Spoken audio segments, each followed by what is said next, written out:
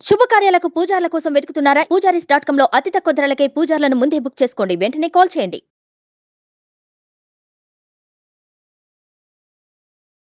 నమస్కారం గురుగారు. స్వామి ఏ శరణం అయ్యప్ప. గురుగారు, ఇప్పుడు శబరిమల యాత్రకి వెళ్ళినప్పుడు ఇరిమేలి దగ్గర ఆగుతారు కదండి. అంటే కొంతమందికి అక్కడ కొన్ని ప్లేసులు చూడొచ్చు, కొన్ని చూడకూడదు అని అంటూ ఉంటారు. అసలు ఏంటి అండి అవి? చాలామంది ఇదివరకు ఎరిమేల దగ్గర నుంచి దర్శనం చేసుకుంటూ చాలామందిని దర్శనాలు చేసుకుంటూ పూజలు చేసుకుంటూ వెళ్ళేవాళ్ళు. అక్కడ కాంట్రవర్షన్ అలా ఒకటే ఒక పాయింట్ ఉంది ఎరిమేలిలో, అన్ని పాయింట్లకి కాదు. ఆ పాయింట్ ఏంటి అని అంటే వావర్ మస్జిద్. వావర్ అనేటువంటి ఒక ఆయనది మస్జిదా దర్గానా అది ఇంకా ఇప్పటికీ క్లారిటీ లేదు. మసీద్ అని కొందరు, దర్గా అని కొందరు అంటారు. ఏ మసీదుకైనా సరే ఒక వ్యక్తి పేరుతో ఉండదు, దర్గాలకి మాత్రమే వ్యక్తి పేరు ఉంటుంది. కాబట్టి ఇక్కడ వావర్ అనేటువంటి ఆయనది, ఆ వ్యక్తిది మనం దర్గాలాగా భావించవచ్చు. హజరత్ జహంగీర్ పీర్ దర్గా మనకి ఎలాగైతే ఉన్నాయో, నిజాముద్దీన్ దర్గా ఇలాంటివి, అలాంటి దర్గాలాగా ఉండొచ్చు. ఈ దర్గాకి వెళ్ళాలని కొంతమంది, వెళ్ళకూడదని కొంతమంది, చాలామంది వాదిస్తూ ఉంటారు. అక్కడికి వెళ్ళకపోతే అయ్యప్పకి కోపం వస్తుంది. వావర్ అనేటువంటి వ్యక్తి అయ్యప్ప ఫ్రెండు, అయ్యప్పకి కోపం వస్తే ఆయన శపించేస్తాడు. ఇలా కూడా మనకి కథలుగా చెప్పేవాళ్ళు చాలామంది ఉన్నారు. యాక్చువల్గా చాలా అనాదిగా నేను రెండోసారి మాల వేసుకున్నప్పటి నుంచి, కొంచెం ఐడియా వచ్చినప్పటి నుంచి నాకున్నటువంటి సందేహం ఏదైతే ఉందో, వేల సంవత్సరాల పురాణాలకి సంబంధించినటువంటి విష్ణువు, శివుడు, వారికి జన్మించినటువంటి అయ్యప్ప పురాణ పురుషులు. పురాణాలు, మైథాలజీ, వాటికి సాక్ష్యాలు ఉండవు. హిస్టరీకి సాక్ష్యాలు ఉంటాయి, చరిత్రకి సాక్ష్యాలు ఉంటాయి, పురాణాలకి సాక్ష్యాలు ఉండవు. వేల సంవత్సరాల క్రితం అక్కడ జన్మించినటువంటి అయ్యప్ప ఆఫ్టర్ ఆల్ ఒక 2023 సంవత్సరాల కిందట జన్మించినటువంటి ఒక ఎడారి మతం. ఆ తర్వాత అందులోంచి విడిపోయినటువంటి ఇంకో ఎడారి మతం 500 ఏళ్లకి. ఆ తర్వాత 500 ఏళ్లకో 600 ఏళ్లకో 700 ఏళ్లకో ఎప్పుడు పుట్టాడో తెలియనటువంటి ఒక వ్యక్తి.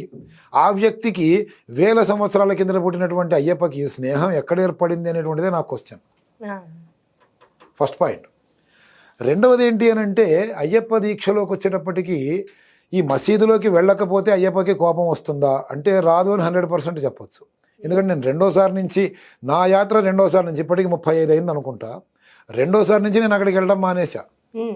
మరి అయ్యప్ప నేను శిక్షించలేదే, నన్ను పెద్ద గురుస్వామిని చేశాడు, కొన్ని వేల మంది శిష్యుల్ని ఇచ్చాడు, తన చరిత్ర అంతా కూడా తెలుసుకునే అవకాశాన్ని ఇచ్చాడు. అర్ధరాత్రి 1 గంటకి లేపి అడిగిన అయ్యప్ప గురించి ఏ ప్రశ్నైనా సమాధానం చెప్పగలిగినటువంటి స్థాయిని ఇచ్చాడు, మంచి జీవితాన్ని ఇచ్చాడు. మరి స్వామికి ఏమైనా కోపం రావాలిగా, రాలా అంటే. సో ఇక్కడ స్వామికి ఈయనకి ఏమీ లింక్ లేదు, చరిత్రలో ఎక్కడ వీళ్ళు కలిసినటువంటి దాఖలాలు లేవు. ఈ యొక్క మసీదులోకి వెళ్ళడం అనేటువంటిది కంపల్షను ఆ ముస్లిమ్సు, ఆ బ్రిటిష్ వాళ్ళు వాళ్ళ పరిపాలనలో ఖచ్చితంగా చేశారు. ఎలాగంటే మనకి ఇవయ్యేది కదా, మనకి మతాలు మారటం, కన్వర్ట్ అవ్వటం. అలా కన్వర్ట్ చేసేటువంటి ప్రక్రియలో ఇక్కడ మన తెలంగాణలో ఒక పండగకి, తురకల పండగకి బ్లేడ్లతోనే వాటితోనే కొట్టుకుంటూ ఉంటారు. అది షియాలు ఎక్కువగా చేస్తూ ఉంటారు. అసైదులా అంటారు, పీర్ల పండుగ అంటారు. ఆ పండుగ ఎలాగైతే మనకి ఇక్కడ అంటగట్టారో అలాగా అక్కడ వావర్ స్వామిని అంటగట్టారు అనేటువంటిది నా ఫీలింగ్. అది ఎలాగా అంటే, కాశీకి వెళ్ళారు, మసీదు దర్శనం చేసుకోకుండా కాశీ విశ్వేశ్వరుని దర్శనం చేసుకునే పరిస్థితి లేదు.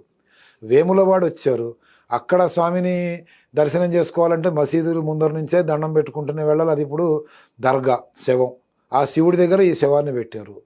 ఇలాగా హిందువులని కన్వర్ట్ చేయడానికి, వాళ్ళని నాశనం చేయడానికి ప్రతి దేవాలయానికి, ప్రతి చోటికి కూడా ఈ విధమైనటువంటి పద్ధతులని పెట్టి ఎవరైతే పాటించరో వాళ్ళని చంపేయటాలు, నరికేయటాలు ఇలాంటివి చేస్తూ ఉంటే, తప్పనిసరి పరిస్థితుల్లో ఆ రోజుల్లో ఆయనకి దండం పెట్టుకొని వెళ్ళేవాళ్ళు. అది ఇప్పుడు కంపల్షన్ అనేటువంటిది ఎందుకు, ఏ విషయమూ తెలియనటువంటి సోకాల్డ్ వైట్ కాలర్ గురుస్వాములు ఉంటారు కదా, వాళ్ళ ద్వారా ఇది ఇంకా ప్రచారం అవుతుంది. కానీ అక్కడికి వెళ్ళకపోవటం మూలంగా నష్టం లేదు.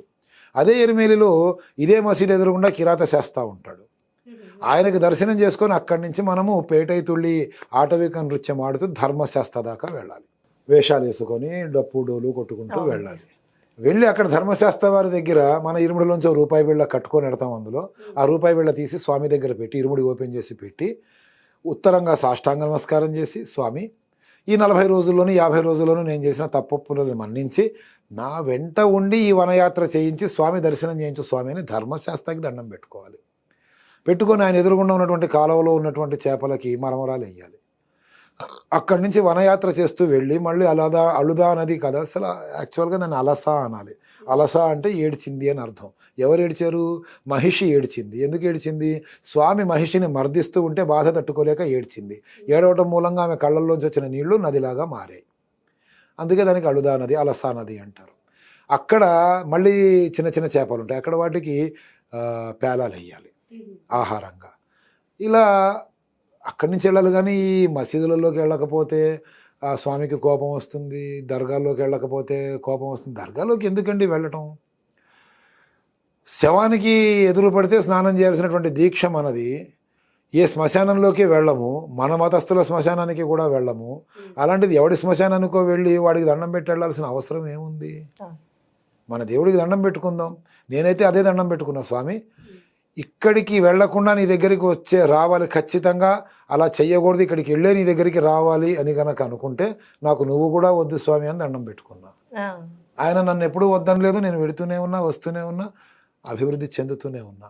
కాబట్టి అవి కేవలము మనల్ని గొర్రెలను చేయడానికి, మన ఎమోషన్స్తోని ఆటలాడుకోవడానికి తీసుకొచ్చినటువంటి దిక్కుమాలినటువంటి ఎడారి జాతి లక్షణాలని మనకు అంటగడుతున్నారు. అవి పాటించాల్సిన అవసరం లేదు. నేను ఎవరిని కూడా వాటి కోసం ఎంకరేజ్ చేయలేదు. వాళ్ళందరూ బాగున్నారు, నేను బాగున్నాను. అయ్యప్ప అనుగ్రహం ఉంటే చాలు మనకి. చాలా చక్కటి విషయం తెలియజేస్తారు గురుగారు. ధన్యవాదాలు. స్వామియే శరణం అయ్యప్ప.